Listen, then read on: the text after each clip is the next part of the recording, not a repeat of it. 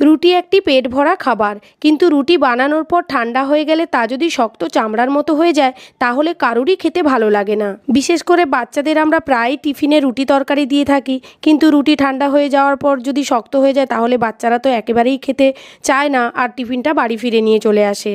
তাই কিভাবে রুটি বানিয়ে দিলে নরম থাকবে আর খেতেও ভালো লাগবে রইল তার কিছু পদ্ধতি। আমি এখানে 2 কাপ আটা নিয়েছি, সঙ্গে সামান্য নুন দিয়ে আটার সঙ্গে ভালো করে মাখিয়ে নিলাম। এরপর ঠান্ডা জল দিয়ে আটাটিকে মাখিয়ে নেব। তবে যাদের গ্যাসের সমস্যা আছে আটার রুটি খেলে তারা উষ্ণ গরম জল দিয়ে আটাটিকে মাখাতে পারেন। আটা মাখিয়ে নেওয়ার পর 15 থেকে 30 মিনিট ঢাকা দিয়ে রেখে দিলে রুটিটি খুব সুন্দর নরম হয়। আর এরপর ভালো করে দাবিয়ে নেওয়ার পর আমি ছোট ছোট লেচি কেটে নিলাম। রুটি বেলার সময় আমরা যে আটা ব্যবহার করি তা রুটির গায়ে লেগে থাকে, ওই রুটি খেলে কিন্তু গ্যাসের সমস্যা হয়। রুটি বেলে নেওয়ার পর ভালো করে ভেজে নিয়ে সেঁকে নেওয়ার পর যদি গরম জল দিয়ে রুটিগুলোকে ধুয়ে নিই